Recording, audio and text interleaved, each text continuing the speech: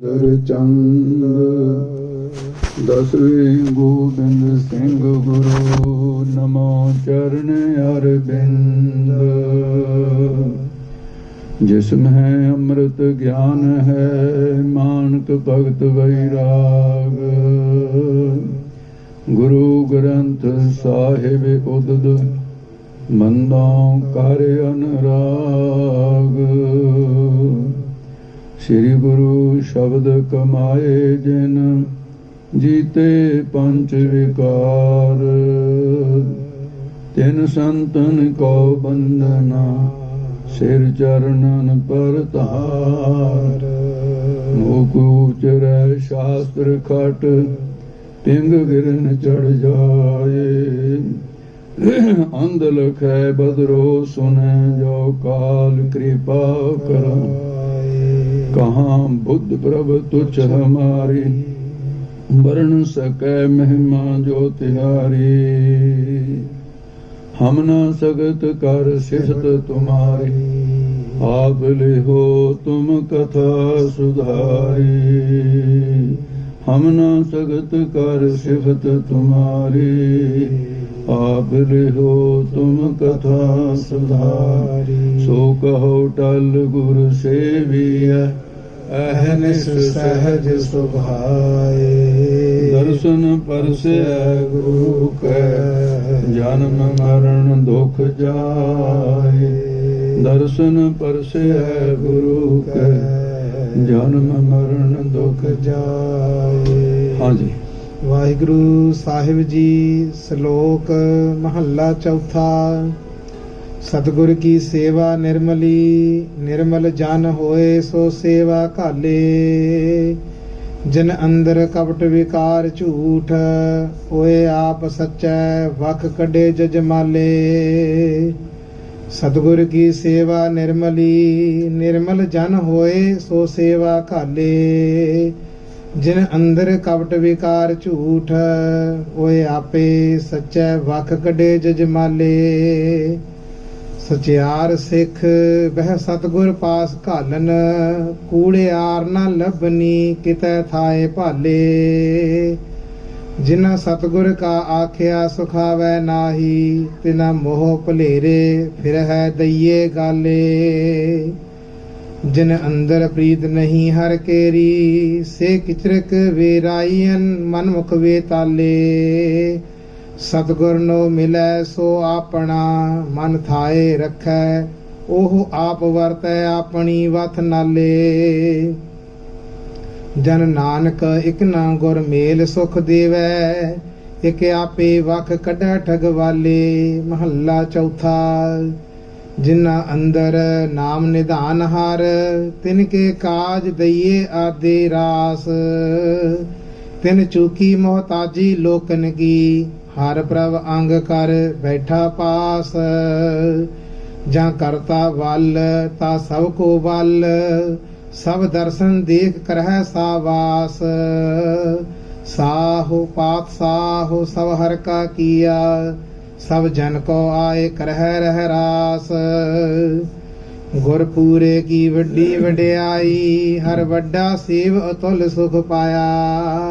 गुर पूरे दान दिया हर निहचल नित बख्शे चढ़े सवाया। कोई निंदक वड्याई देख न सकै सो करते आप बचाया। जन नानक गुण बोले करते की भगता नो सदा रखदा आया। पौड़ी तू साहिब अगम दयाल है वड दाता दाना। तुद जेवड़ मैं होर को दिस न आवई तू है सुगड़ मेरे मन भाना। मोह कुटुंब दिस आवदा सब चलन हारा आवण जाना। जो बिन सच्चे होर तिजित लाए दे से कूड़ियार कूड़ा तिन माना। नानक सच ते आए तू बिन सच्चे पाच पाच मोए अजाना। जो बिन सच्चे होर चित लाए दे से कूड़ियार कूड़ा तिन माना।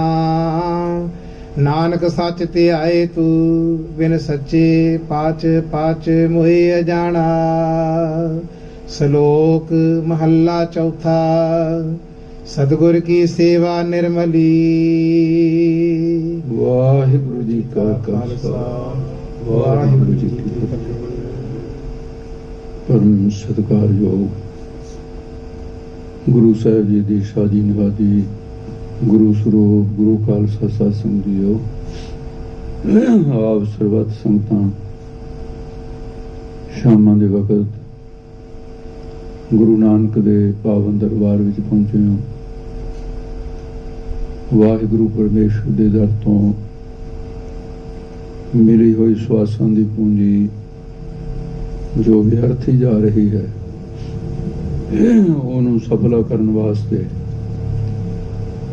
ਮੁੱਕਦੀ ਹੋਈ ਜ਼ਿੰਦਗੀ ਦੇ ਕੁਝ ਸਵਾਸ ਲੇਖੇ ਲਾਉਣ ਵਾਸਤੇ ਉਮਰ ਗੋਹਾ ਵਿੱਚ ਲੇਖੇ ਦੇ ਯਾਦ ਸਾਈਂ ਵਿੱਚ ਗੁਜ਼ਰੇ ਰੱਬ ਦੀ ਯਾਦ ਵਿੱਚ ਸਮਾਂ ਬਤੀਤ ਕਰਨਾ ਹੈ। ਮਨ ਵੇਤੀਆਂ ਇਕਾਗਰ ਕਰੋ। ਲੜੀਵਾਰ ਕਥਾ ਸ੍ਰੀ ਗੁਰੂ ਗ੍ਰੰਥ ਸਾਹਿਬ ਜੀ ਦਾ 304 ਅੰਗ ਤੋਂ ਆਰੰਭ ਹੋ ਕੇ 305 ਅੰਗ ਤੇ ਕਥਾ ਜਾਏਗੀ। ਗੌੜੀ ਰਾਗ ਦੀ ਜੋ ਇਹ ਬਾਰ ਹੈ ਚੌਥੇ ਪਾਤਸ਼ਾਹ ਦੀ, ਜਿਹਦੇ 9 ਸ਼ਲੋਕ ਹੋ ਚੁੱਕੇ ਹੈ, 10ਵਾਂ ਸ਼ਲੋਕ ਹੁਣ ਆਰੰਭ ਹੋ ਰਿਹਾ।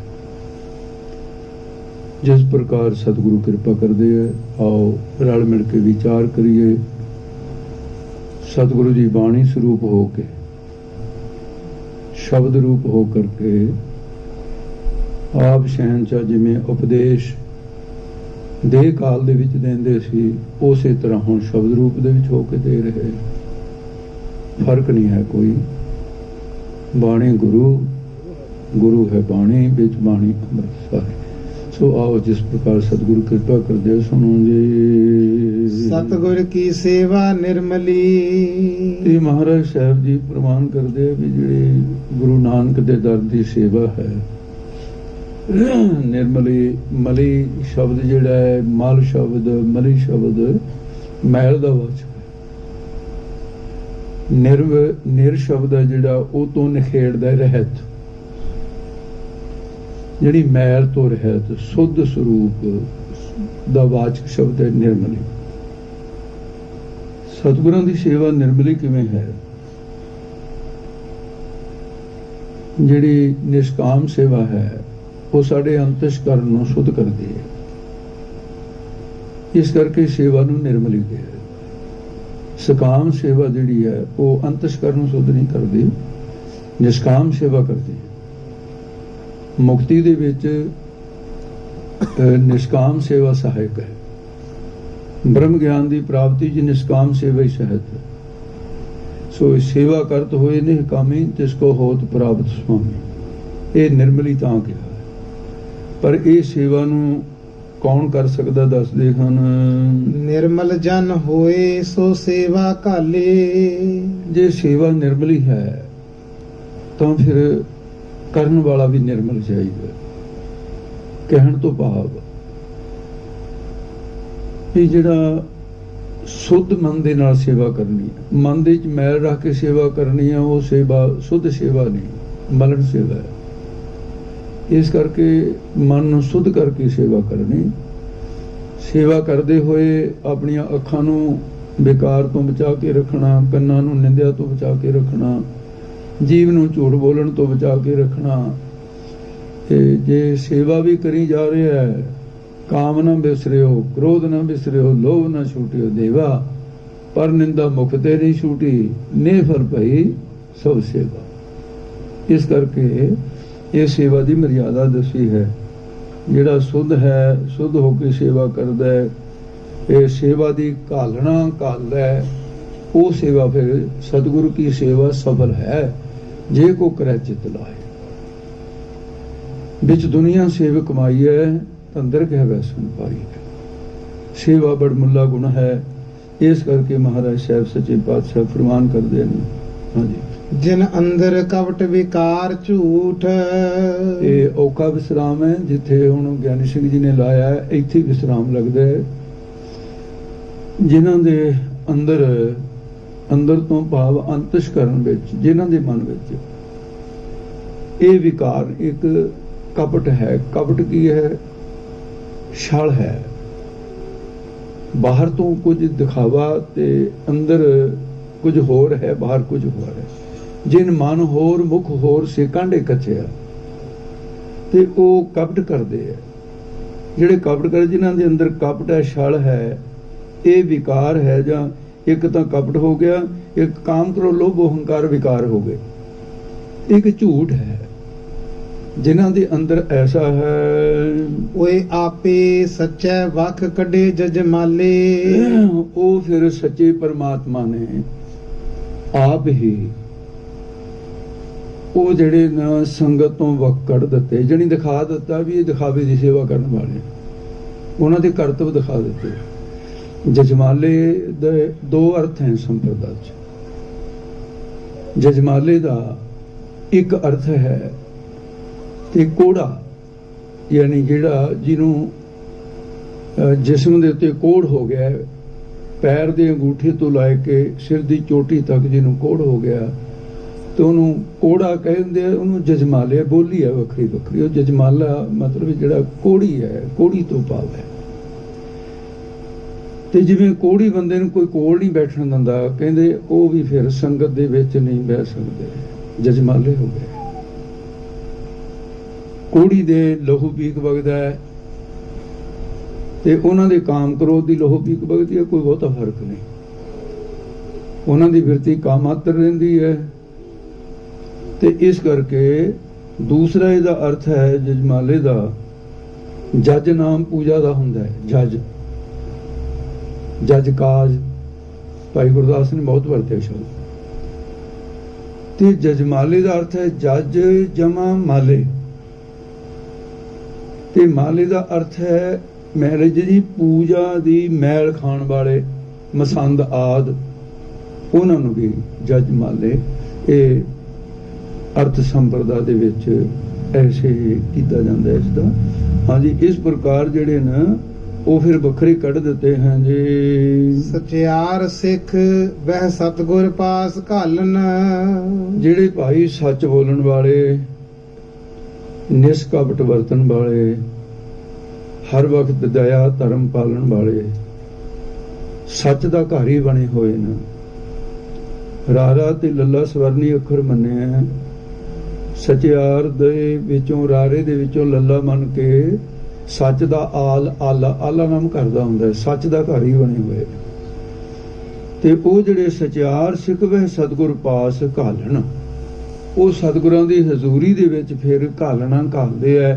ਸਚਿਆਰ ਸਿੱਖਨ ਸਤਿਗੁਰਾਂ ਪਾਸ ਬੈਠ ਕੇ ਸੇਵਾ ਦੀ ਘਾਲਣਾ, ਜਿਵੇਂ ਭਾਈ ਮੰਝ ਨੇ ਘਾਲੀ ਹੈ, ਭਾਈ ਆਦਮ ਨੇ ਘਾਲੀ ਹੈ, ਗੁਰੂ ਅਮਰਦਾਸ ਮਹਾਰਾਜ ਨੇ ਖੁਦ ਘਾਲੀ ਹੈ, ਗੁਰੂ ਅੰਗਦ ਦੇਵ ਜੀ ਨੇ ਸੇਵਾ ਕੀਤੀ, ਗੁਰੂ ਰਾਮਦਾਸ ਮਹਾਰਾਜ ਨੇ ਆਪ ਸੇਵਾ ਕੀਤੀ ਹੈ। ਤੋ ਇਸ ਪ੍ਰਕਾਰ ਸਤਿਗੁਰਾਂ ਦੇ ਪਾਸ ਰਹਿ ਕੇ ਘਾਲਣਾ ਘਾਲਦੇ ਹਨ। ਕੂੜਿਆਰ ਨਾ ਲੱਭਣੀ ਕਿਤੇ ਥਾਏ ਭਾਲੇ, ਜਿਹੜੇ ਝੂਠ ਦਾ ਘਰ ਬਣੇ ਹੋਏ ਨੇ, ਉਹ ਸੇਵਾ ਦੇ ਮੌਕੇ ਤੇ ਜੇ ਕਿਤੇ ਉਹਨਾਂ ਨੂੰ ਲੱਭਣ ਵੀ, ਭਾਈ ਫਲਾਨਾ ਸੀ ਕਿਤੇ, ਕਹਿੰਦੇ ਲੱਭਦਾ ਹੀ ਨਹੀਂ, ਪਤਾ ਨਹੀਂ ਕਿਧਰ ਗਏ। ਉਹਨੂੰ ਲੱਭੀ ਜੋ ਟਲ ਜਾਂਦੇ ਨੇ ਉਹ ਵੀ ਸੇਵਾ ਦੇ ਮੌਕੇ। ਇਸ ਕਰਕੇ ਫਿਰ ਉਹ ਕਿਤੇ ਵੀ ਕਿਸੇ ਥਾਂ ਵੀ ਭਾਲੋ, ਲੱਭੋ, ਲੱਭਦੇ ਹੀ ਨਹੀਂ ਹੈ। ਗੁਰੂ ਅੰਗਦ ਦੇਵ ਮਹਾਰਾਜ ਦੇ ਕੋਲ ਕਿਹਾ ਜਾ ਆ ਗਿਆ ਸੀ ਭਾਈ, ਤੇ ਖਡੂਰ ਸਾਹਿਬ ਜੇ ਆਪ ਜੀ ਇਤਿਹਾਸ ਸੁਣਦੇ ਰਹਿੰਦੇ ਹੋ, ਗੁਰੂ ਅੰਗਦ ਦੇਵ ਜੀ ਦੇ ਲੰਗਰ ਦੇ ਵਿੱਚ ਲੰਗਰ ਦੌਲਤ ਵੰਡੀ ਹੈ, ਰਸ ਅੰਮ੍ਰਿਤ ਖੀਰ ਘਿਆਲੀ, ਘੀ ਵਾਲੀ ਖੀਰ ਜਿਹੜੀ ਬਣਦੀ ਸੀ, ਉਹ ਖੀਰ ਸਵਾਦ ਬੜੀ ਸੀ। ਉਹ ਇੱਕ ਬੰਦਾ ਵੇਲੜ ਜਾ, ਉਹਨੇ ਕਿਹਾ ਵੀ ਕੰਮੀ ਬੜਾ ਸੂਤ ਹੈ, ਵੀ ਘਰ ਦੇ ਤਾਂ ਰੋਟੀ ਨਹੀਂ ਦਿੰਦੇ, ਰੁੱਖੀ ਮਿੱਸੀ ਦਿੰਦੇ ਆ। ਉਹ ਆ ਵੜਿਆ ਉੱਥੇ, ਤੇ ਜਦੋਂ ਬੈਠਿਆ ਕਰੇ ਖੀਰ ਲੱਗੇ ਸਵਾਦ, ਉਹ ਤਾਂ ਭਾਈ 10-10 ਬੰਦਿਆਂ ਦੀ ਇਕੱਲਾ ਹੀ ਖਾ ਜਾ ਕਰੇ ਖੀਰ। ਉਹਦਾ ਨਾਂ ਹੀ ਖੀਰ ਖਾਣਾ ਸਿੱਖ ਰੱਖਦਾ ਸਿੱਖਾਂ ਨੇ, ਬਾਹਲੀ ਖਾਂਦਾ ਸੀ। ਜਾ ਕੇ ਸੌਂ ਜਾ ਕਰੇ। ਹੁਣ ਜਦੋਂ ਜ਼ਿਆਦਾ ਖਾਊਗਾ ਸੌਂ ਵੀ ਜ਼ਿਆਦਾ, ਸੁੱਤਾ ਹੀ ਰਿਹਾ ਕਰੇ। ਤੇ ਇੱਕ ਦਿਨ ਬਾਬਾ ਬੁੱਢਾ ਸਾਹਿਬ ਨੂੰ ਕਿਹਾ ਸਿੱਖਾਂ ਨੇ, ਕਹਿੰਦੇ ਬਾਬਾ ਜੀ ਤੁਸੀਂ ਸਿਆਣੇ ਹੋ, ਇਹ ਆਇਆ ਆਪਣਾ ਭਲਾ ਕਰਨ ਵਾਸਤੇ, ਤੇ ਇਹ ਖਾ ਕੇ ਗੁਰੂ ਘਰ ਦਾ ਪਦਾਰਥ ਇਹਦਾ ਸੁੱਤਾ ਹੀ ਰਹਿੰਦਾ ਹੈ, ਨਾ ਸੇਵਾ ਕਰਦਾ ਨਾ ਸਿਮਰਨ ਕਰਦਾ। ਚਲੋ ਜੇ ਸੇਵਾ ਨਹੀਂ ਕਰਨੀ, ਸਿਮਰਨ ਦਾ ਕਰੇ। ਇਹ ਤਾਂ ਸੁੱਤਾ ਹੀ ਰਹਿੰਦਾ, ਘਰਾੜੇ ਮਾਰਦਾ ਰਹੇ। ਬਾਬਾ ਬੁੱਢਾ ਸਾਹਿਬ ਕਹਿੰਦੇ ਭਾਈ ਸ਼ੇਖਾ ਤੂੰ ਸੰਗਤ ਵਿੱਚ ਆਇਆ ਹੈ, ਸੇਵਾ ਕਰਿਆ ਕਰ ਤੇ ਸੰਗਤ ਦੇ ਵਿੱਚ ਭਲੋ ਰਹਾਵਣ, ਭਲਾ ਤਾਂ ਰਹਿਣਾ ਵੀ ਕਿਤੇ ਸੇਵਾ ਕਰੇ, ਕਿਸੇ ਮਰਨ ਕਰੇ। ਕਹਿੰਦਾ ਬਾਬਾ ਮੈਂ ਤੇਰੇ ਕੋਲ ਨਹੀਂ ਆਇਆ, ਜਿਹੜੀ ਮੈਨੂੰ ਅਕਲ ਦੇਣ ਲੱਗਿਆ ਆਪਣੇ ਕੋਲੇ ਰੱਖ। ਬਾਬਾ ਬੁੱਢਾ ਸਾਹਿਬ ਨੂੰ ਕਹਿੰਦਾ ਮੈਂ ਗੁਰੂ ਸਾਹਿਬ ਦੇ ਕੋਲ ਆਇਆ, ਗੁਰੂ ਸਾਹਿਬ ਕਹਿਣਗੇ ਕਰ ਲੂੰਗਾ, ਨਹੀਂ ਤੂੰ ਕੌਣ ਹੈ ਮੈਨੂੰ ਸੇਵਾ ਕਰਾਉਣੀ। ਬਾਬਾ ਜੀ ਕਹਿੰਦੇ ਚੰਗਾ ਭਾਈ, ਤੇ ਇਹਦਾ ਜੇ ਕਰਮ ਨਹੀਂ ਜਾਗਿਆ, ਕਰਮ ਸੁੱਤਾ ਪਿਆ। ਕਹਿੰਦੇ ਆਪਾਂ ਨਹੀਂ ਹੁਣ ਕੁਝ ਕਹਿਣਾ। ਉਸ ਤੋਂ ਬਾਅਦ ਇੱਕ ਦਿਨ ਕਿਤੇ ਇਹੋ ਜਿਹਾ ਸਬੱਬ ਬਣਿਆ, ਉਹਦੀ ਕੁਟੀਆ ਨੂੰ ਸਾਹਮਣਾ ਆਸਣ ਗੁਰੂ ਅੰਗਦ ਦੇਵ ਜੀ ਦਾ ਲੱਗ ਗਿਆ। ਜਦੋਂ ਪੰਗਤ ਲੱਗ ਗਈ, ਸਤਨਾਮ ਵਾਹਿਗੁਰੂ ਸਤਨਾਮ, ਐਂ ਇੱਕ ਆਵਾਜ਼ ਆਈ ਤੇ ਪੰਗਤ ਲੱਗ ਗਈ। ਉਹਨੇ ਕਿਹਾ ਵੀ ਬਣ ਗਈ ਖੀਰ, ਹੁਣ ਵਰਤਣ ਲੱਗਿਆ। ਅੱਖਾਂ ਮਲਦਾ ਮਲਦਾ ਉਹ ਵੀ ਆ ਗਿਆ ਸਾਹਮਣੇ, ਦੇਖਿਆ ਸਤਿਗੁਰੂ। ਤੇ ਚਲੋ ਮਹਾਰਾਜ ਨੂੰ ਮੱਥਾ ਟੇਕਿਆ, ਤੇ ਮੱਥਾ ਟੇਕ ਕੇ ਮਹਾਰਾਜ ਕਹਿੰਦੇ ਸਿੱਖਾ ਕਿੱਥੋਂ ਆਇਆ ਤੂੰ? ਕਹਿੰਦਾ ਜੀ ਮੈਂ ਤਾਂ ਇੱਥੇ ਰਹਿਣਾ। ਕਹਿੰਦੇ ਦੇਖਿਆ ਤਾਂ ਹੈ ਨਹੀਂ ਕਿਤੇ, ਦੇਖਿਆ ਤਾਂ ਹੋਵੇ ਜੇ ਮੱਥਾ ਟੇਕਣਾ ਹੋਵੇ ਮਹਾਰਾਜ ਨੂੰ। ਤੂੰ ਕਿੱਥੇ ਰਹਿਣਾ? ਕਹਿੰਦਾ ਜੀ ਮੈਂ ਤਾਂ ਇੱਥੇ ਰਹਿਣਾ। ਅੱਛਾ ਕਿਤੇ ਮੇਰੇ ਨਿਗਾਹ ਨਹੀਂ ਪਿਆ ਹੋਏਗਾ, ਕੀ ਕਰਦਾ ਹੁੰਦਾ? ਕਹਿੰਦਾ ਜੀ ਮੈਂ ਕੁਛ ਨਹੀਂ ਕਰਦਾ। ਕਹਿੰਦੇ ਗੁਰੂ ਨਾਨਕ ਦਾ ਘਰ ਹੈ, ਸੇਵਾ ਸਿਮਰਨ ਕਰਨੀ ਚਾਹੀਏ, ਸੇਵਾ ਸਿਮਰਨ ਤੋਂ ਬਿਨਾਂ ਤਾਂ ਭਲਾ ਨਹੀਂ ਹੁੰਦਾ। ਤੇ ਕਹਿੰਦੇ ਮਹਾਰਾਜ ਤੁਸੀਂ ਦੱਸਿਆ ਹੀ ਨਹੀਂ ਮੈਨੂੰ ਕੋਈ ਸੇਵਾ, ਗੁਰੂ ਸਾਹਿਬ ਦਾ ਕਸੂਰ ਕੱਢਿਆ, ਤੁਸੀਂ ਮੈਨੂੰ ਕਹਿ ਦਿੰਦੇ ਮੈਂ ਕਰ ਲੈਂਦਾ। ਮਹਾਰਾਜ ਕਹਿੰਦੇ ਸਿੱਖਾ ਕਿਹਾ ਤਾਂ ਸੀ ਪਰ ਤੂੰ ਮੰਨਿਆ ਨਹੀਂ। ਕਹਿੰਦਾ ਜੀ ਇਹ ਕਿਵੇਂ ਹੋ ਸਕਦਾ ਵੀ ਤੁਸੀਂ ਕਿਹਾ ਮੈਂ ਇੰਨਾ ਭੁੱਲਦਾ ਹਾਂ, ਐਡਾ ਤਾਂ ਮੇਰਾ ਦਿਮਾਗ ਖਰਾਬ ਨਹੀਂ ਹੈ। ਮਹਾਰਾਜ ਨਾਲ ਲੜਨ ਲੱਗ ਗਿਆ, ਤੁਸੀਂ ਕਿਹਾ ਹੀ ਨਹੀਂ ਅਖੇ ਮੈਨੂੰ ਜੀ। ਉਹ ਕਹਿੰਦੇ ਸਿੱਖਾ ਕਿਹਾ ਸੀ, ਮੈਂ ਬਾਬੇ ਬੁੱਢੇ ਸਾਹਿਬ ਦੀ ਰਸਨਾ ਤੇ ਬਹਿ ਕੇ ਕਿਹਾ ਸੀ, ਤੂੰ ਮੰਨਿਆ ਕਦਾ? ਉਹ ਮੈਂ ਹੀ ਕਿਹਾ ਸੀ, ਗੁਰਸਿੱਖਾਂ ਅੰਦਰ ਸਤਿਗੁਰੂ ਵਰਤੈ। ਹਾਂ ਕਹਿੰਦਾ ਜੀ ਬਾਬਾ ਬੁੱਢਾ ਸਾਹਿਬ ਨੇ ਕਿਹਾ। ਕਹਿੰਦਾ ਜੀ ਹੁਣ ਸੇਵਾ ਦੱਸੋ। ਕਹਿੰਦੇ ਦੱਸੀਏ ਕੀ? ਮਹਾਰਾਜ ਨੇ ਕਿਹਾ ਵੀ ਤੇਰੀ ਉਮਰ ਤਾਂ ਸਾਰੀ ਰਹਿ ਗਈ। ਮਹਾਰਾਜ ਨੇ ਦੇਖ ਲਿਆ, ਉਹਨੂੰ ਨਹੀਂ ਕਿਹਾ।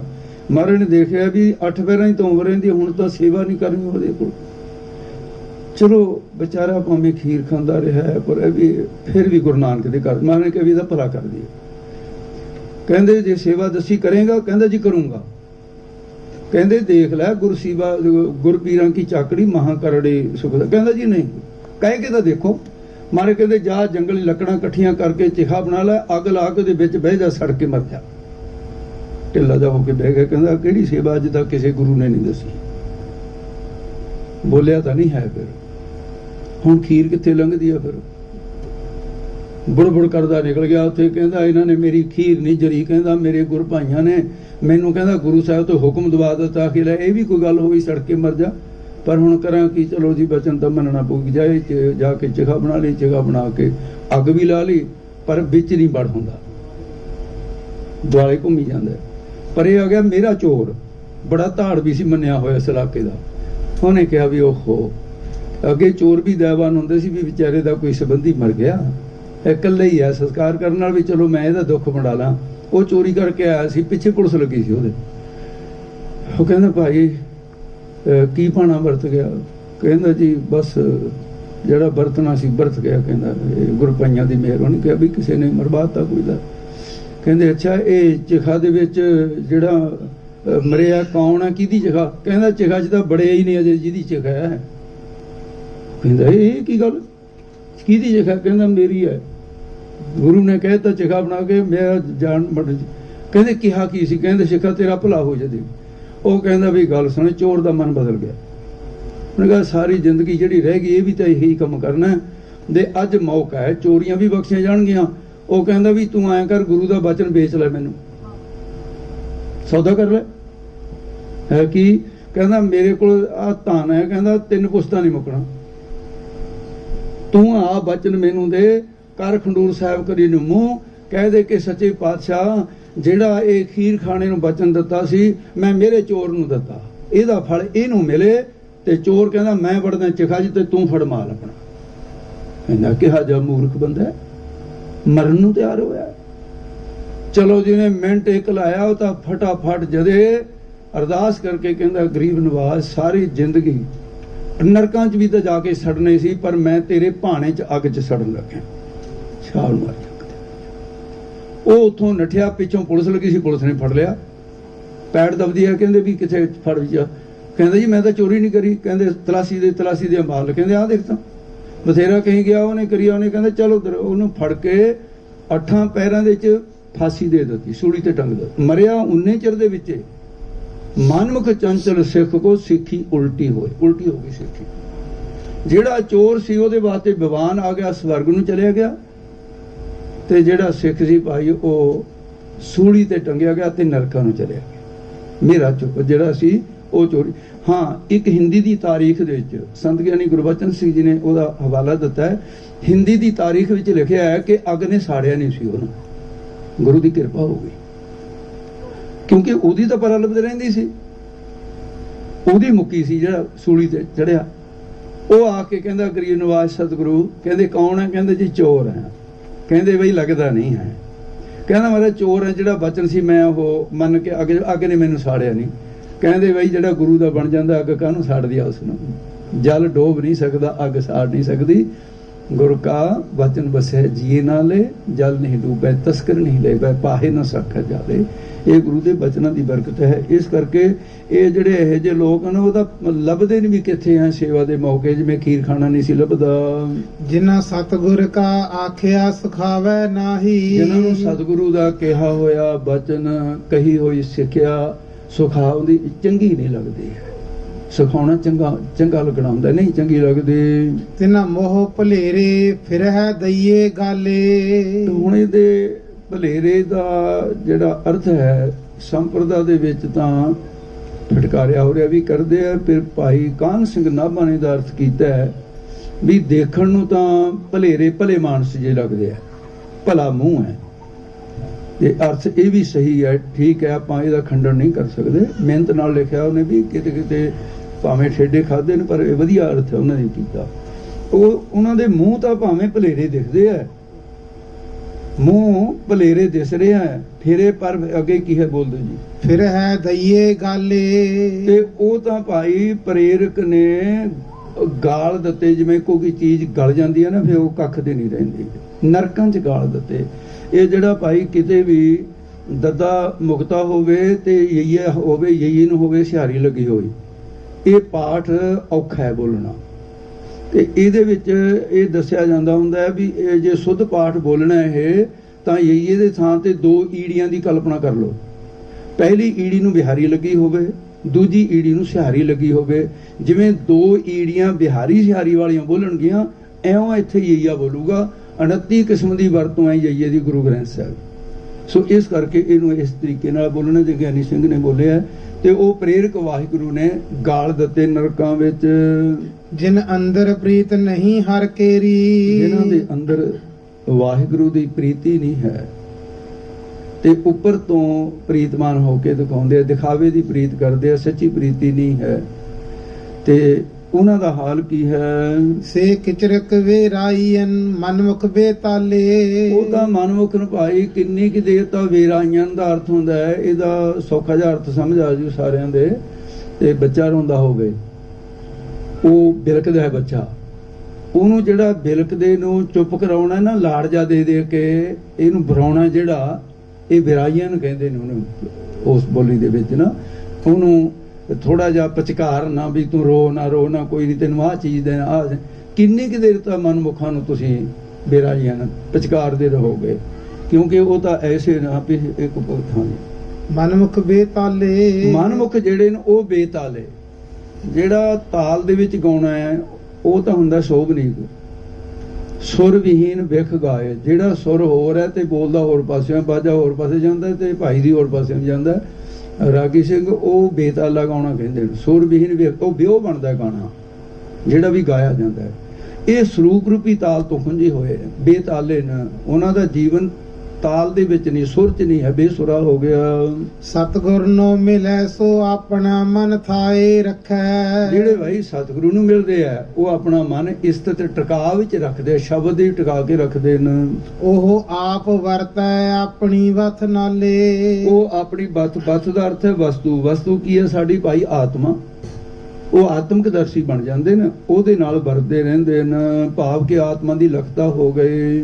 ਜਨ ਨਾਨਕ ਇਕ ਨਾ ਗੁਰ ਮੇਲ ਸੁਖ ਦੇਵੈ। ਸਤਿਗੁਰੂ ਜੀ ਦਾਸ ਰੂਪ ਹੋ ਕਰਕੇ ਕਹਿੰਦੇ ਨੇ, ਇੱਕ ਨਾ ਨੂੰ ਸਤਿਗੁਰੂ ਆਪਣੇ ਨਾਲ ਮੇਲ ਕੇ, ਆਪਣੇ ਗਿਆਨ ਨਾਲ ਮੇਲ ਕੇ ਆਤਮਿਕ ਸੁਖ ਦੇਵੈ ਦਿੰਦਾ ਹੈ। ਇੱਕ ਆਪੇ ਵਖ ਕੱਢੈ ਠਗਵਾਲੇ। ਇਹ ਕਵੇ ਠਗੀਆਂ ਮਾਰਨ ਵਾਲੇ ਨੇ, ਚੁਣ ਵਕ ਕੱਢੇ ਜਜਮਾਲਿਆ, ਉਹਨਾਂ ਨੂੰ ਫੇਰ ਵਕ ਕੱਢ ਦਿੰਦੇ ਹਨ ਜੀ। ਮਹੱਲਾ ਚੌਥਾ। ਚੌਥੇ ਪਾਤਸ਼ਾਹ ਦੀ ਮਹੱਲਾ ਹੈ। ਇਸ ਵਾਰ ਦੇ ਵਿੱਚ ਪੌੜੀਆਂ ਤਾਂ ਹੈ ਹੀ ਚੌਥੇ ਪਾਤਸ਼ਾਹ ਦੀ, ਕਿਉਂਕਿ ਵਾਰ ਦਾ ਅਰਥ ਹੀ ਪੌੜੀ ਹੁੰਦਾ ਹੈ, ਪਰ ਇਸ ਵਾਰ ਦੇ ਵਿੱਚ ਬਹੁਤ ਸਾਰੇ ਸ਼ਲੋਕ ਤੇ ਮਹੱਲੇ ਵੀ ਚੌਥੇ ਪਾਤਸ਼ਾਹ ਸ੍ਰੀ ਗੁਰੂ ਰਾਮਦਾਸ ਮਹਾਰਾਜ ਦੇ ਨੇ।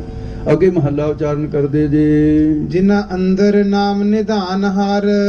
ਜਿਨ੍ਹਾਂ ਦੇ ਅੰਦਰ ਅੰਤਿਸ਼ਕਰਨ ਵਿੱਚ ਨਾਮ ਦਾ ਨਿਧਾਨ, ਨਾਮ ਖਜ਼ਾਨੇ ਦਾ, ਨਾਮ ਦਾ ਖਜ਼ਾਨਾ ਜਿਨ੍ਹਾਂ ਦੇ ਅੰਦਰ ਅੰਤਿਸ਼ਕਰਨ ਵਿੱਚ। ਤਿਨ ਕੇ ਕਾਜ ਦਈਏ ਆਦੇ ਰਾਸ। ਉਹਨਾਂ ਦੇ ਕਾਰਜ ਜਿਹੜੇ ਨੇ ਪ੍ਰੇਰਕ ਵਾਹਿਗੁਰੂ ਨੇ, ਰਾਸ ਨਾਮ ਹੁੰਦਾ ਹੈ, ਕਹਿੰਦਾ ਫਲਾਣੇ ਦਾ ਕਾਰਜ ਰਾਸ ਆ ਗਿਆ। ਰਾਸ ਕੀ ਹੈ? ਸਚਾਈ ਵਿੱਚ ਆ ਗਿਆ। ਸੰਤਾਂ ਦੇ ਇਹ ਅਰਥ ਜਿਆਦਾ ਚੜ੍ਹੇ ਹੋਏ ਸੰਤ ਕਹਿੰਦੇ ਗੁਰਬਚਨ ਦੀ। ਸਚਾਈ ਵਾਲਾ ਵੀ ਕਈਆਂ ਦੇ ਸਮਝ ਨਹੀਂ ਆਉਂਦਾ।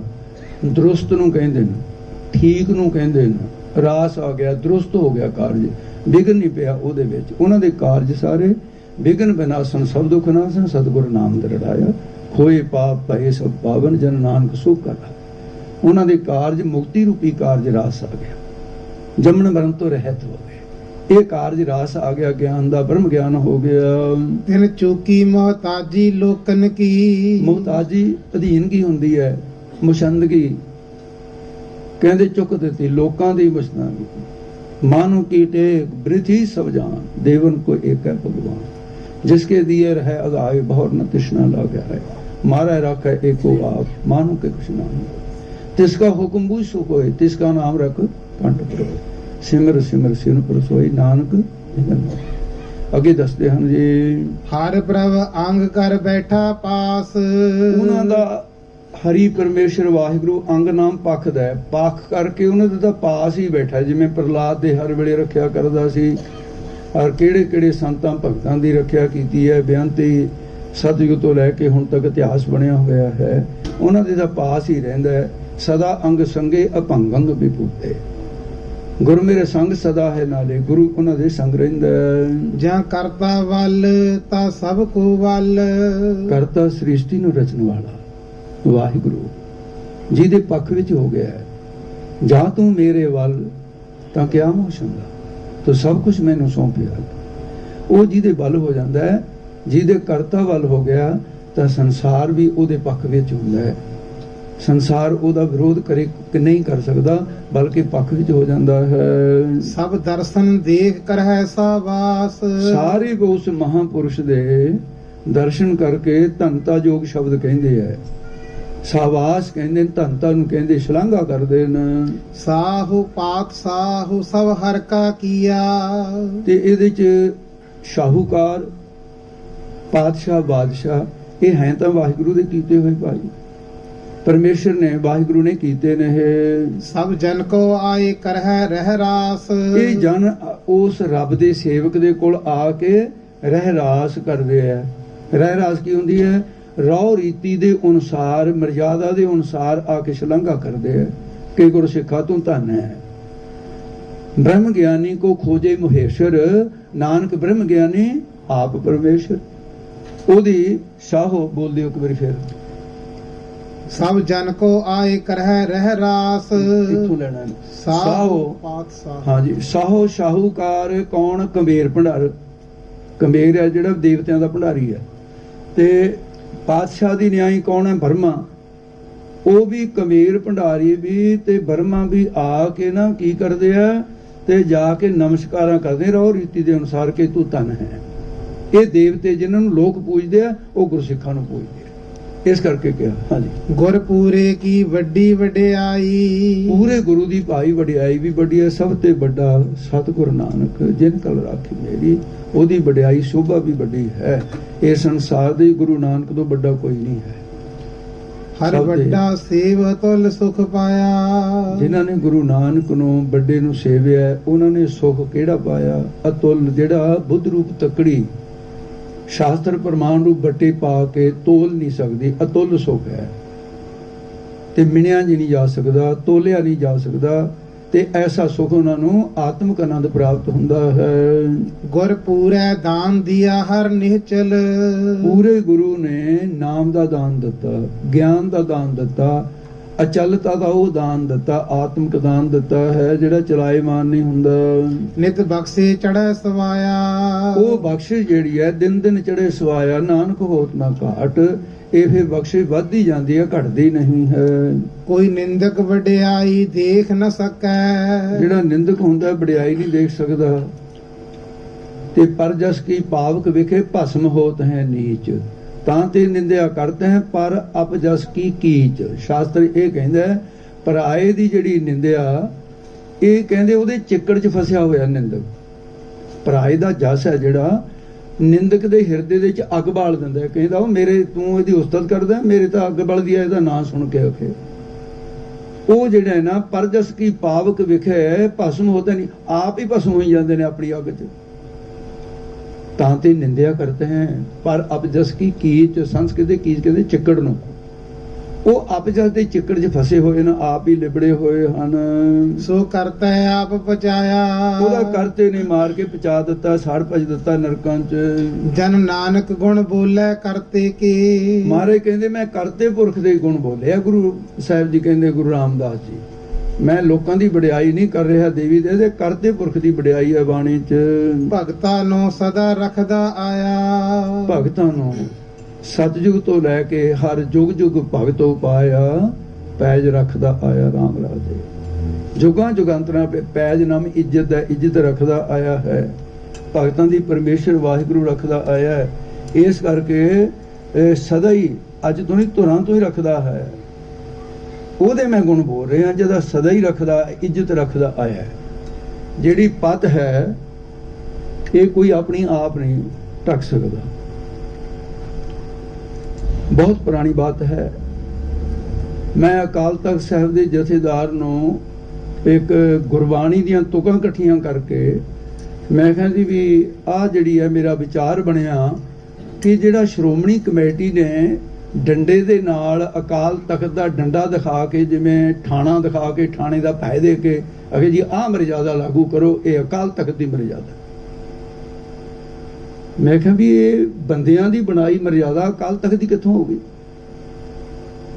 ਉਸ ਮਰਜ਼ਾਦਾ 'ਚ ਜਿਹੜੀ ਦਾ ਢੌਂਗ ਰਚਦੇ ਆ ਨਾ ਇਹ ਪਖੰਡੀ ਲੋਕ, ਅਕਾਲ ਤਖਤ ਦੀ ਮੋਹਰੇ ਨਹੀਂ ਲੱਗੀ ਉਹਦੇ ਤੇ। ਐਜੈਕਟ ਉਹਦੇ 'ਚ ਪਾਸ ਨਹੀਂ ਹੋਈ, ਇਹਨਾਂ ਦੇ ਕੋਲੋਂ ਵਿਰੋਧ ਹੋਇਆ ਤੇ ਫਿਰ ਇਹਨਾਂ ਨੇ ਪਖੰਡ ਦਾ ਜਾਲ ਬਣਾ ਕੇ ਜਿਵੇਂ ਕੀਤਾ। ਚਲੋ ਗੱਲ ਵੱਖਰੀ ਹੈ, ਮੇਰਾ ਇਹ ਵਿਸ਼ਾ ਨਹੀਂ ਹੈ। ਉਹਦੇ 'ਚ ਅਰਦਾਸ ਬਦਲ ਦਿੱਤੀ ਜਿਹੜੀ ਭਾਈ ਮਨੀ ਸਿੰਘ ਤੇ ਬਾਬਾ ਦੀਪ ਸਿੰਘ ਨੇ ਇਕੱਠੇ ਹੋ ਕੇ ਬਣਾਈ ਸੀ। ਉਹਦੇ 'ਚ ਲਿਖਿਆ ਸੀ ਮਤ ਪਤ ਕਾ ਰਾਖਾ ਆਪ ਵਾਹਿਗੁਰੂ। ਹੁਣ ਕੀ ਕਰਨਗੇ? ਮਤ ਕਾ ਰਾਖਾ ਵਾਹਿਗੁਰੂ, ਨਾਲੇ ਤਾਂ ਅੱਖਰ ਟੁੱਟ ਗਏ। ਉਹ ਭਲੇ ਉਹ ਮਾਨਸੋ, ਜਦੀ ਤੁਸੀਂ ਪੱਤ ਛੱਡ ਦਿੱਤੀ ਹੈ ਤੇ ਸਿੱਖਾਂ ਦੀ ਪੱਤ ਰੋਲਣੀ ਵੀ ਉਦੋਂ ਦੀ ਸ਼ੁਰੂ ਹੋਈ ਹੈ। ਤੁਸੀਂ ਦੇਖੋ ਤਾਂ ਸਹੀ, ਇਤਿਹਾਸ ਕੱਢੋ ਸਾਡਾ। ਜਦੋਂ ਮਤ ਪੱਤ ਦਾ ਰਾਖਾ ਵਾਹਿਗੁਰੂ ਨੂੰ ਬਣਾਉਂਦੇ ਸੀ, ਉਦੋਂ ਸਾਡੀ ਪੱਤ ਦੀ ਰਾਖੀ ਵੀ ਵਾਹਿਗੁਰੂ ਕਰਦਾ ਸੀ। ਮਹਾਰਾਜ ਕਹਿੰਦੇ ਸਿੱਖ ਹੰਕਾਰੀ ਹੋ ਗਿਆ, ਦੋਨੇ ਹੱਥ ਜੋੜ ਕੇ ਮੇਰੇ ਅੱਗੇ ਖੜਾ ਹੈ। ਮੈਂ ਕਹਿੰਦਾ ਆਪਣੇ ਸੇਵਕ ਕੀ ਆਪ ਪੱਤ ਰੱਖਿਆ, ਇਹ ਕਹਿੰਦਾ ਜੀ ਪੱਤ ਦੀ ਲੋੜ ਨਹੀਂ ਮੈਨੂੰ। ਕਹਿੰਦਾ ਚਲ ਠੀਕ ਹੈ, ਰੋਲ ਫਿਰ ਤੂੰ। ਸ਼ੁਕਰ ਹੈ ਇਸ ਸਥਾਨ ਤੇ ਮਤ ਪੱਤ ਦੀ ਅਰਦਾਸ ਕੀਤੀ ਜਾਂਦੀ ਹੈ। ਇਹ ਗੁਰਬਾਣੀ ਅਨੁਸਾਰ ਹੈ। ਅਰ ਸੈਂਕੜੇ ਪ੍ਰਮਾਣ ਨੇ। ਕਿਤੇ ਮਤ ਦਾ ਰਾਖਾ ਮੈਨੂੰ ਇੱਕ ਪ੍ਰਮਾਣ ਦੇ ਦਿਓ ਜਿੱਥੇ ਕਿਹਾ ਹੋਵੇ। ਇਸ ਕਰਕੇ ਜਿਹੜੀਆਂ ਐਵੇਂ ਮਨਮਤਾਂ ਦੀਆਂ ਗੱਲਾਂ ਨੇ, ਤੇ ਇਸ ਕਰਕੇ ਜਿਹੜਾ ਹੈ ਇਹ ਭਗਤਾਂ ਦੀ ਪੈਜ ਰੱਖਦਾ ਆਇਆ ਤੇ ਸਦਾ ਹੀ ਰੱਖਦਾ ਆਇਆ। ਦ੍ਰੋਪਦੀ ਦੀ ਰੱਖੀ ਹੈ, ਭਾਈ ਤਲੋਕੇ ਦੀ ਰੱਖੇ, ਕਿੰਨਿਆਂ ਦੀ ਕਿੰਨੇ ਤੇ ਨਾਲ ਹੈ। ਹਾਂਜੀ ਅੱਗੇ ਚਲੋ। ਪੌੜੀ ਤੂੰ ਸਾਹਿਬ ਅਗਮ ਦਇਆਲ ਹੈ। ਪੌੜੀ ਜਿਹੜੀ ਹੈ, ਪੌੜੀ ਇੱਕ ਐਸੀ ਸਾਧਨ ਦਾ ਨਾਮ ਹੈ ਜੋ ਨੀਚੇ ਖੜੇ ਨੂੰ ਉੱਚੇ ਕੋਠੇ ਤੇ ਪਹੁੰਚਾ ਦੇਵੇ। ਪਾਉ ਨਾਮ ਪੈਰਾਂ ਦਾ ਹੈ, ਅੜੀ ਨਾਮ ਅੜਨ ਦਾ ਹੈ। ਜਿਹਦੇ ਚ ਐਸੀ ਸ਼ਕਤੀ ਹੋਵੇ ਕੋਠੇ ਤੇ ਜਾਣ ਵਾਲੇ ਦਾ ਪਾਉ ਅੜ ਸਕੇ, ਉਹਦੇ ਸਟੈਪ ਬਣੇ ਹੋਣ ਤੇ ਉਹ ਨੰਬਰਵਾਰ 1 2 ਤੇ ਚੜਦਾ ਜਾਂਦਾ ਕੋਠੇ ਤੇ ਪਹੁੰਚ ਜਾਵੇ। ਪਾਉ ਅੜੀ ਨੂੰ ਪੌੜੀ ਕਹਿੰਦੇ ਨੇ। ਇਹ ਜਿਹੜੀ ਰੂਹਾਨੀਅਤ ਦੀ ਪੌੜੀ ਹੈ, ਇਹਦੇ ਵੈਰਾਗ ਵਿਵੇਕ ਦੀਆਂ 2 ਪਾਂਗਾਂ ਨੇ, ਇਹਦੇ 7 ਡੰਡੇ ਲੱਗੇ ਨੇ। ਸੁਭ ਇੱਛਾ ਸੁਭ ਵਿਚਾਰਨਾ ਤਨੂ ਮਾਨਸਾ ਸੰਤ ਸਤੂਆ ਪਾਗ ਪਦਾਰਥ ਭਾਵਨੀ ਤੁਰਿਆ, ਇਹ 7 ਡੰਡਿਆਂ ਦੀ ਪੌੜੀ ਆ ਜੀ। ਸਤੂਆ ਪਾਗ ਕੇ ਚੌਥਾ ਡੰਡਾ ਹੋ ਗਿਆ, ਪਦਾਰਥ ਭਾਵਨੀ ਹੋ ਗਈ, ਅਸੰਗ ਸਗਤ ਪਦਾਰਥ ਭਾਵਨੀ ਤੁਰਿਆ। 7 ਡੰਡਿਆਂ ਦੀ ਪੌੜੀ ਹੈ। ਗਿਆਨ ਦੀਆਂ 7 ਭੂਮਿਕਾ ਨੇ, ਬ੍ਰਹਮ ਰੂਪ ਕੋਠੇ ਤੇ ਪਹੁੰਚਾਉਂਦੀ ਹੈ, ਜਿਹੜਾ ਵਿਸ਼ੇ ਵਿਕਾਰਾਂ ਦੇ ਤਲ ਤੇ ਖੜਾ ਹੈ। ਹਾਂ, ਇੱਕ ਗੱਲ ਹੋਰ ਵੀ ਹੈ ਪੌੜੀ 'ਚ, ਜਿਹੜਾ ਕੋਠੇ ਤੇ ਖੜਾ ਹੋਵੇ ਹੇਠਾਂ ਵੀ ਲੈ ਲਾਉਂਦੀ ਹੁੰਦੀ ਹੈ। ਉਹ ਕਿਵੇਂ ਹੈ? ਜਿਹੜਾ ਹੰਕਾਰ ਰੂਪੀ ਕੋਠੇ ਤੇ ਚੜਿਆ ਉਹਨੂੰ ਕਹਿੰਦੇ ਹੇਠਾਂ ਆ ਜਾ, ਪੌੜੀ ਲਾ ਵੀ ਲੈਂਦੀ ਹੈ, ਹੇਠਾਂ ਆ ਜਾ, ਧਰਤੀ ਤੇ ਲੈ ਆਉਂਦੀ ਹੈ। ਇਹ ਗੁਰੂ ਰਾਮਦਾਸ ਦੀਆਂ ਐਸੀਆਂ ਪੌੜੀਆਂ ਪਾਈ। ਹਾਂਜੀ ਚਲੋ ਗਏ। ਤੂੰ ਸਾਹਿਬ ਅਗਮ ਦਇਆਲ ਹੈ। ਇਹ ਮੇਰੇ ਸਾਹਿਬ ਮਾਇਆ ਵਿਰਤੀ ਦੁਆਰਾ ਉਹਨੂੰ ਸਾਹਿਬ ਕਿਹਾ ਜਾਂਦਾ ਹੈ। ਤੂੰ ਮਨ ਦੀ ਗਮਤਾ ਤੋਂ ਪਰੇ ਹੈ, ਦਇਆ ਦਾ ਆਲਾ ਹੈ, ਘਰ ਹੈ ਮਹਾਰਾਜ। ਵੱਡ ਦਾਤਾ ਦਾਣਾ, ਤੂੰ ਵੱਡਾ ਦਾਤਾ ਹੈ ਤੇ ਦਾਣਾ ਦਾਨ ਦੇਣ ਵਾਲਾ ਹੈ। ਦਾਣਾ ਨਾ ਦਾਨਾਈ ਨੂੰ ਕਹਿੰਦੇ, ਦਾਨਾ ਬੀਨਾ, ਤੂੰ ਦਰਿਆਓ ਦਾਨਾ ਬੀਨਾ। ਅੰਤਰਜਾਮੀ ਨੂੰ ਕਹਿੰਦੇ ਤੂੰ ਐਸਾ ਹੈ ਜੀ। ਤੁਧ ਜੀਵੜ ਮੈਂ ਹੋਰ ਕੋ ਦਿਸ ਨ ਆਵਈ। हे ਮੇਰੇ ਮਾਲਕ, ਤੇਰੇ ਵਰਗਾ ਤਾਂ ਮੈਨੂੰ ਕੋਈ ਹੋਰ ਦਿਸਿਆ ਹੀ ਨਹੀਂ ਹੈ। ਤੇਰੇ ਜੀਵੜ ਤੂੰ ਹੈ ਸਾਈਆਂ, ਹੋਰ ਨਹੀਂ ਹੈ ਕੋਈ। ਤੂੰ ਹੈ ਸੁਗੜ ਮੇਰੇ ਮਨ ਭਾਣਾ। ਤੇ ਅੱਜ ਵੀ ਉੱਥੇ ਵੀ ਵਿਚਾਰ ਗਿਆਨੀ ਸਿੰਘ ਨਾਲ ਵੀ ਹੋਈ ਸੀ। ਇਹ ਘੱਗਾ ਹੈ ਤੇ ਇਹ ਘੱਗਾ ਆ ਗਿਆ ਸੱਸੇ ਤੇ ਡਾੜੇ ਦੇ ਵਿਚਾਲੇ। ਜੇ ਤਾਂ ਘੱਗਾ ਲਹਿਦਾ ਹੋਵੇ, ਮੂਹਰੇ ਹੋਵੇ ਤਾਂ ਵੀ ਘੱਗਾ ਪੂਰੀ ਆਵਾਜ਼ 'ਚ ਬੋਲਦਾ ਹੈ, ਜੇ ਪਿੱਛੇ ਹੋਵੇ ਤਾਂ ਵੀ ਬੋਲਦਾ ਹੈ। ਪਰ ਇੱਥੇ ਆ ਕੇ ਗੱਗੇ ਹਾਏ ਦੀ ਆਵਾਜ਼ ਬਣ ਜਾਂਦੀ ਹੈ, ਇਹਦੀ ਸਾਊਂਡ ਬਦਲ ਜਾਂਦੀ ਹੈ। ਇਹਨੂੰ ਜੇ ਕੋਈ ਕਹੇ ਵੀ ਘੱਗਾ ਬੋਲੇ ਸੁਗੜ, ਇਹ ਤਾਂ ਅੱਖਰ ਹੀ ਬਣਿਆ ਸੁਗੜ, ਗੱਗੇ ਹਾਏ ਦੀ ਆਵਾਜ਼ ਹੈ। ਸੁਗੜ ਕਹਿੰਦੇ ਨੇ ਸ੍ਰੇਸ਼ਟ ਘਾੜਤ ਨੂੰ ਕੱਢਣ ਵਾਲਾ, ਸਤ ਸੰਤੋਖ ਦਇਆ ਧਰਮ ਦੀ ਘਾੜਤ ਨੂੰ ਕੱਢਣ ਵਾਲਾ ਸੁਗੜ ਸਿਆਣਾ। ਤੇ ਉਹ ਮੇਰੇ ਮਨ ਨੂੰ ਚੰਗਾ ਲੱਗਦਾ, ਐਸਾ ਮੇਰਾ ਵਾਹਿਗੁਰੂ ਹੈ, ਸ਼ੁਭ ਗੁਣਾਂ ਦੀ ਘਾੜਤ ਕੱਢਦਾ। ਮੋਹ ਕੁਟੰਬ ਦਿਸ ਆਵਦਾ। ਉਹ ਵਾਹਿਗੁਰੂ ਮੇਰੇ ਮਨ ਨੂੰ ਭਾ ਗਿਆ, ਪਰ ਜਿਹੜਾ ਮੇਰੇ ਮੋਹ ਦੇ ਕੁਟੰਬ ਪਰਿਵਾਰ ਦਿਸਦਾ ਹੈ ਨਾ ਮੈਨੂੰ, ਹੇ ਵਾਹਿਗੁਰੂ ਕਿਰਪਾ ਕਰ, ਇਹ ਮੇਰਾ ਅਗਿਆਨ ਹੈ। ਮੋਹ ਦੇ ਕਾਰਨ ਕੁਟੰਬ ਹੁੰਦਾ ਇਸਤਰੀ ਤੋਂ ਵਧਿਆ ਪਰਿਵਾਰ, ਬੱਚੇ ਜਿਹੜੇ ਬੇਟੇ ਬੇਟੀਆਂ ਦਾ ਦਿਸ ਆਉਂਦਾ। ਇਹ ਜਿਹੜਾ ਦਿਸ ਆ ਰਿਹਾ ਪਰਿਵਾਰ, ਸਭ ਚੱਲਣ ਹਾਰਾ ਆਵਣ ਜਾਣਾ, ਚਲੇ ਜਾਣ ਵਾਲਾ ਹੈ। ਕਈ ਵਾਰੀ ਮਾਂ-ਬਾਪਾਂ ਦੇ ਸਾਹਮਣੇ ਬੱਚਿਆਂ ਦੀਆਂ ਆਰਤੀਆਂ ਤੁਰ ਜਾਂਦੀਆਂ, ਬੱਚਿਆਂ ਦੇ ਸਾਹਮਣੇ ਮਾਂ-ਬਾਪਾਂ ਦੀਆਂ ਤੁਰ ਜਾਂਦੀਆਂ। ਇਹ ਆਉਣ ਜਾਣਾ ਹੈ, ਇਹ ਸੰਸਾਰ ਸਭ ਆਵਣ ਜਾਣਾ। ਮਨ ਮੂਰਖ ਚੇਤ ਜਾਣਾ, ਕੋਈ ਕਹਾਂ ਕੋ ਨਹੀਂ, ਸਭ ਡਿੱਠੀ ਠੋਕ ਹੋ ਜਾਏ। ਅੱਗੇ ਦੱਸਦੇ ਹਨ ਵੀ ਇਹ ਚੱਲਣ ਵਾਲੇ ਨਾ, ਆਉਣ ਜਾਣ ਵਾਲੇ, ਭਾਵ ਜੰਮਣ ਮਰਨ ਵਾਲੇ ਹਨ। ਜੋ ਬਿਨ ਸੱਚੇ ਹੋਰ ਤੇ ਚਿਤ ਲਾਏ ਦੇ। ਸੱਚੇ ਵਾਹਿਗੁਰੂ ਦੇ ਨਾਮ ਤੋਂ ਬਿਨਾ ਦੇਵੀ ਦੇਵਤਿਆਂ ਜਾਂ ਪਖੰਡੀਆਂ ਨੂੰ ਆਪਣਾ ਚਿੱਤ ਲਾ ਲੈਂਦੇ ਨੇ। ਸੇ ਕੂੜਿਆਰ ਕੂੜਾ ਤਿਨ ਮਾਣਾ। ਬਈ ਉਹ ਤਾਂ ਫਿਰ ਝੂਠੇ ਨਾ, ਆਪ ਝੂਠ ਦਾ ਹੀ ਮਾਣ ਕਰਦੇ ਐ ਤੇ ਉਹਨਾਂ ਦੇ ਕੁਛ ਕੋਈ ਨਹੀਂ ਹੈ, ਝੂਠਾ ਹੀ ਹੰਕਾਰ ਕਰਦੇ ਐ, ਝੂਠੇ ਆਪ ਹਨ। ਨਾਨਕ ਸੱਚ ਧਿਆਏ ਤੂੰ। ਤੇ ਮਹਾਰਾਜ ਕਹਿੰਦੇ ਨੇ ਭਾਈ ਜਗਿਆਸੂ, ਤੂੰ ਸੱਚ ਨੂੰ ਧਿਆਕਾਰ ਬਿਰਤੀ ਬਣਾ ਕੇ ਧਿਆਉਣਾ ਕਰ। ਬਿਨ ਸੱਚੇ ਪਾਚ ਮੋਏ ਅਜਾਣਾ। ਸੱਚੇ ਨਾਮ ਤੋਂ ਬਿਨਾ ਪਚ ਕੇ, ਸੜ ਕੇ, ਖੱਪ ਕੇ, ਪਚ ਦੇ ਕੀ ਅਰਥ ਨੇ? ਖੱਪ ਕੇ ਜਿਹੜੇ ਨਾ ਮਰ ਗਏ ਅਣਜਾਣ ਬੰਦੇ ਮਨਮੁਖ, ਤੂੰ ਨਾਮ ਨਾ ਚ ਮਰ ਜੀ। ਇਹ ਮਹਾਰਾਜ ਸਾਹਿਬ ਜੀ ਦੀ ਅੱਜ ਦੀ ਵਿਚਾਰ ਜਿਹੜੀ ਸੀ ਕਥਾ ਦੇ ਵਿੱਚ, ਗੁਰੂ ਕਿਰਪਾ ਕਰੇ ਇੱਥੇ ਸਮਾਪਤੀ ਹੋਣੀ। ਪਿਛਲੀ ਪੰਕਤੀ ਬੋਲ। ਜੋ ਬਿਨ ਸੱਚੇ ਹੋਰ ਤੇ ਚਿਤ ਲਾਏ ਦੇ, ਸੇ ਕੂੜਿਆਰ ਕੂੜਾ ਤਿਨ ਮਾਣਾ। ਨਾਨਕ ਸੱਚ ਧਿਆਏ ਤੂੰ, ਬਿਨ ਸੱਚੇ ਪਾਚ ਮੋਏ ਅਜਾਣਾ। ਹੇ ਗੋਬਿੰਦ ਹੇ ਗੋਪਾਲ ਹੇ ਦਇਆਲ, ਪ੍ਰਾਣਨਾਥ ਅਨਾਥ ਸਖੇ ਦੀਨ ਦਰਦ ਦੇਵਾ। ਹੇ ਸਮਰੱਥ ਅਗਨ ਪੂਰਨ ਮੋਹਿ ਮਇਆ ਧਾਰ। ਅੰਧ ਕੂਪ ਮਹਾ ਭਿਆਨ ਨਾਨਕ ਪਾਰ। ਆਏ ਪ੍ਰਭ ਸਰਨਾਗਤੀ ਕਿਰਪਾ ਨਿਧ ਦਇਆਲ। ਏਕ ਅੱਖਰ ਹਰ ਮਨ ਵਸਤ ਨਾਨਕ ਹੋਤ ਨਿਹਾਲ। ਵਾਹਿਗੁਰੂ ਨਾਮ ਜਹਾਜ ਹੈ ਚੜੇ ਸੋਤਰੇ। ਜੋ ਸਰਦਾ ਕਰ ਸੇਵ ਦੇ ਪਾਰ ਉਤਾਰਨ ਹਾਰ। ਜੋ ਸਰਦਾ ਕਰ ਸੇਵ ਦੇ ਪਾਰ ਉਤਾਰਨ ਹਾਰ। ਵਾਹਿਗੁਰੂ ਜੀ ਕਾ ਖਾਲਸਾ ਵਾਹਿਗੁਰੂ ਜੀ ਕੀ ਫਤਿਹ। ਸਾਧ ਸੰਗਤ ਜੀ ਇਸੇ ਤਰ੍ਹਾਂ ਸਾਰਿਆਂ ਨੇ ਸਜੇ ਰਹਿਣਾ। देखो एक गल तुसी नोट करो, आम करके रावी सिंह कथा नहीं सुनते। ये जथा कथा दे पहले आके क्यों बैठ गया? ਗਿਆਨੀ ਸੰਤ ਸਿੰਘ ਮਸਕੀਨ ਦੀ ਪਾਣ ਚੜੀ ਹੋਈ ਹੈ। ਇਹ ਉਹਨਾਂ ਦਾ ਨਿਵਾਜਿਆ ਹੋਇਆ ਜਥਾ ਹੈ ਗਿਆਨੀ ਜੀ ਹੋਰਾਂ ਦਾ। ਤੇ ਇਸ ਕਰਕੇ ਭਾਈ ਬੰਦਗੀ ਕਰਨ ਵਾਲੇ ਨੇ ਬੱਚੀਆਂ ਵੀ ਇਹ ਭਾਈ ਸਾਹਿਬ ਜੀ ਨਾਲ ਤੇ ਇਸ ਪ੍ਰਕਾਰ ਇਹਨਾਂ ਦੇ ਕੋਲੋਂ ਕੀਰਤਨ ਸੁਣਨ ਦਾ ਕੁਝ ਥੋੜਾ ਜਿਹਾ ਭਾਈ ਆਨੰਦ ਵੱਖਰਾ ਹੈ। ਬੰਦਗੀ ਵਾਲੀਆਂ ਰੂਹਾਂ ਨਿਤਨੇਮੀ ਰਹਿਤਵਾਨ ਜਿਹੜੇ ਵੀ ਹੁਣ ਭਾਈ ਅਵਤਾਰ ਸਿੰਘ ਦਿੱਲੀ ਵਾਲੇ ਸੀ, ਕੋਈ ਮੁਕਾਬਲਾ ਸੀ ਉਹਨਾਂ ਦੇ ਨਾਲ? ਤੇ ਇਸ ਕਰਕੇ ਹੈ ਉੱਥੇ ਭਾਈ ਸਾਹਿਬ ਦੇ ਜੀ ਦੇ ਮਹਿਰਾ ਉੱਥੇ ਉਹ ਜਥਾ ਅਟਕਿਆ। ਬਹੁਤ ਸਾਲਾਂ ਦੀ ਗੱਲ ਹੈ। ਸਵੇਰੇ ਜਦੋਂ 3 ਵਜੇ ਆਪਣੇ ਨਾਲ ਪਰਿਵਾਰ ਹੀ ਸੀ ਉਹਨਾਂ ਦਾ ਠਾਲ ਕੇ ਉੱਠੋ ਬਈ ਅੰਮ੍ਰਿਤ ਵੇਲਾ ਹੋ ਗਿਆ। ਅੰਮ੍ਰਿਤ ਵੇਲੇ ਉੱਠ ਕੇ ਇਸ਼ਨਾਨ ਕਰਕੇ ਉੱਥੇ ਘਰ ਜੀ ਆਸਾ ਦੀ ਵਾਰ ਲੈ ਲਈ। ਉਹ ਪੁੱਛਿਆ ਸੁਖਵਿੰਦਰ ਸਿੰਘ ਨੇ ਕਿਹਾ ਜੀ ਇੱਥੇ ਸੰਗਤ, ਕਹਿੰਦੇ ਜੀ ਅਸੀਂ ਸੰਗਤ ਵਾਸਤੇ ਨਹੀਂ, ਅਸੀਂ ਤਾਂ ਆਪਣੇ ਵਾਸਤੇ ਆਨੰਦ ਮਾਣਨ ਵਾਸਤੇ ਕੀਰਤਨ ਕਰਦੇ ਹਾਂ। ਭਾਈ ਵਾਲਾ ਮਰਦਾਨਾ ਨਾਲ ਦੇ ਗੁਰੂ ਨਾਨਕ ਨੂੰ ਮਰਦਾਨਾ ਕਹਿੰਦੇ ਜੀ ਬਾਬਾ ਇੱਥੇ ਰਬਾਬ ਵਜਾ ਕੇ ਮੈਂ ਕੀ ਕਰੂੰਗਾ, ਇੱਥੇ ਤਾਂ ਸੁਣਨ ਵਾਲਾ ਕੋਈ ਨਹੀਂ। ਕਹਿੰਦੇ ਬਾਲਿਆ ਭਾਈ ਮਰਦਾਨਿਆ ਮੈਂ ਕੀਰਤਨ ਕਦੇ ਲੋਕਾਂ ਵਾਸਤੇ ਕੀਤਾ ਹੀ ਨਹੀਂ, ਮੈਂ ਤਾਂ ਕੀਰਤਨ ਹੀ ਆਪਣੇ ਵਾਸਤੇ ਕਰਦਾ ਤੇ ਹੋਰ ਵੀ ਸੁਣ ਲੈਣ, ਇਹ ਠੀਕ ਹੈ। ਇਸ ਕਰਕੇ ਭਾਈ ਆਓ ਕੀਰਤਨ ਦਾ ਆਨੰਦ ਮਾਣੀਏ। ਸਾਰੀਆਂ ਸੰਗਤਾਂ ਦਾ ਬਹੁਤ ਬਹੁਤ ਧੰਨਵਾਦ ਹੈ। ਇਹ 2-3 ਦਿਨ ਵਾਸਤੇ ਸੀ ਜਥਾ, ਇਸ ਕਰਕੇ ਭਾਈ ਤੇ ਇਹਨਾਂ ਦਾ ਉਹ ਦੱਸ ਰਹੇ ਸੀ ਗਿਆਨੀ ਜੀ ਉੱਥੇ, ਕਹਿੰਦੇ ਸਾਰਿਆਂ ਦਾ 7 ਲੱਖ ਦਾ ਟਿਕਟਾਂ ਲੱਗੀਆਂ ਨੇ ਇਹਨਾਂ ਦੀਆਂ। ਤੇ ਆਖਰ ਵੀ ਇਹ ਹੈ ਵੀ ਸੰਗਤ ਨਹੀਂ ਸੰਭਾਲਣਾ, ਕਮੇਟੀਆਂ ਨਹੀਂ ਸੰਭਾਲ ਸਕਦੀਆਂ ਜਥਿਆਂ ਨੂੰ, ਤੁਸੀਂ ਆਪ ਖਿਆਲ ਰੱਖਣਾ ਜੀ। ਵਾਹਿਗੁਰੂ ਜੀ ਕਾ ਖਾਲਸਾ।